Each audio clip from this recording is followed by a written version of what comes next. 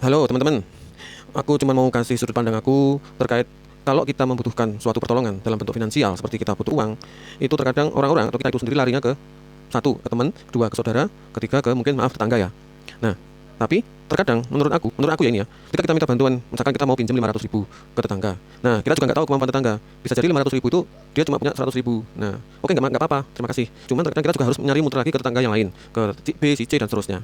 Nah, tapi efek sampingnya terkadang kita bisa, maaf nih, kita kadang tidak bisa percaya dengan orang yang kita pinjami. Katakanlah kita sudah ngomong, jangan bilang-bilang ya. Nah, di tempat lain ada kemungkinan dia akan bercerita bahwa kita pinjam ke dia untuk kebutuhan kita ABCD macam-macam. Nah, makanya di sini apa namanya? Kalau menurut aku daripada itu nanti potensi untuk membuka kita punya kekurangan, kita punya apa PR, itu mending kalau aku jangan.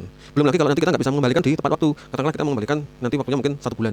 Ternyata di 1 bulan berikutnya kita nggak ada kemampuan, kan juga kita harus ngomong lagi kan nggak enak. Wah ini aku maaf ya, ternyata uangku belum cukup, bla bla bla bla bla. Nah ada lagi teman yang katakanlah sudah deadline waktu, sudah pinjamkan misalkan dia pinjam 1 juta, kalian pinjam 1 juta, dia bilang 1 bulan akan dikembalikan. Begitu 1 bulan selesai, dia ternyata malah menghilang. Banyak loh kasus kayak gitu. Sehingga yang terjadi adalah kita yang harusnya punya rencana untuk membeli ini, membeli itu, butuh ini, butuh itu terkadang kacau balau. Orang yang tadi pinjam ke kita itu malah menghilang, malah dengan alasan seandainya ketemu pun dia akan alasan ABCD dan seterusnya. Makanya kalau menurut aku itu sangat beresiko. Satu, membuka kita punya rahasia. Nomor kedua, akan merusak hubungan kita sama orang itu. Entah itu saudara, tangga, ataupun mungkin teman yang sebelumnya hanya baik menjadi hubungannya kurang baik. Nah, makanya kalau menurut aku, kalau mengantisipasi hal itu, kalau suatu waktu kita pas ada rezeki lebih, tolong sisihkan untuk investasi yang kalian mampu, kalian bisa. Misalkan ini, kalian ada uang 100 ribu, duit dingin ya, uang dingin. Belikanlah investasi yang sifatnya naik. Seperti apa? Perhiasan, emas atau perak atau apalah gitu. Nah, nanti itu kita lebih aman karena apa? Kalau emas atau perak itu kan nggak mungkin kita langsung jual. Kita butuh sesuatu kita jual kan jarang. Orang pasti tetap butuh uang cash. Katakanlah harganya cuma 10 ribu, kalau kita ngasih nominal perhiasan yang harganya 300 ribu kan kita juga eman-eman gitu loh. Makanya daripada begitu, oke, tetap kita amankan uang itu, jaga-jaga suatu saat kita lagi membutuhkan. Nah makanya kalau pas kamu membutuhkan, daripada tadi maaf pinjam ke tetangga, saudara maupun teman, mending ke, kalau aku sih ke pegadaian. Karena pegadaian itu menurut aku solusi bagi kita kalau kita mempunyai masalah keuangan.